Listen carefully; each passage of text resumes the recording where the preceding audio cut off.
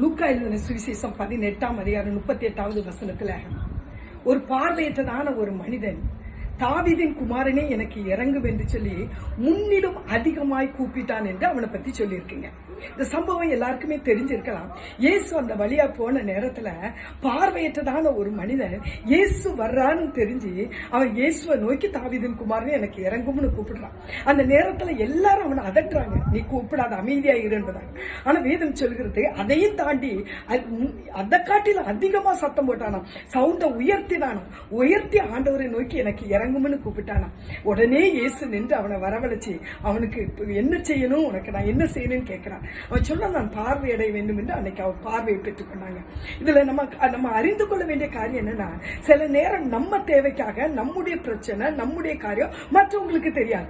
ஆனா நாம அதுல இருந்து விடுபடும்படியாக கூப்பிடும் போது அநேகர் வந்து தடுப்பாங்க. நீ ஆலயத்துக்கு போகாத, நீ ஜெபிக்காத, நீ வேதம் வாசிக்காத, இப்படி பல காரியங்களை சொல்லி என்ன செய்வாங்க, தடுப்பாங்க. ஆனா நம்முடைய தேவை நமக்கு மட்டும் தாங்க தெரியும், அதனுடைய கஷ்டம் நமக்கு மட்டும் தான் தெரியும். அந்த பிச்சைக்காரனை யோசித்து பாருங்க. ஒவ்வொருத்தையும் கையை ஏந்தும் போது சத்தம் போட்டு எனக்கு ஏதாவது தாங்கன்னு கேட்கும் போது அவன் இருதயம் எவ்வளவு வேதனைப்பட்டிருக்கும்.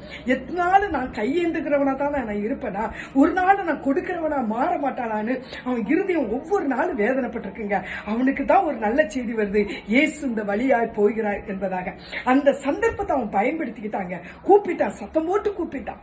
தடைகளை தாண்டி கூப்பிடுறது தாங்க நம்முடைய வாழ்க்கையில பெரிய ஜெயத்தை என்ன செய்ய கொண்டு வரும். தடைகள் வந்தது, கூப்பிடாதுன்னு சொன்னாங்க. ஆனா அதையெல்லாம் அவன் பொருட்படுத்தல. நான் வாங்குகிற கையல்ல, என் கை கொடுக்கிற கையாய் மாற வேண்டும். ஏந்திர கரம் அல்ல, என் கரம் கொடுக்கிற கரமாய் மாற வேண்டும் என்று அவனுக்குள்ள ஒரு விருப்பம் வந்தது. அந்த விருப்பம் இயேசுவை நோக்கி எல்லா தடைகளையும் தாண்டி கூப்பிட வைத்தது.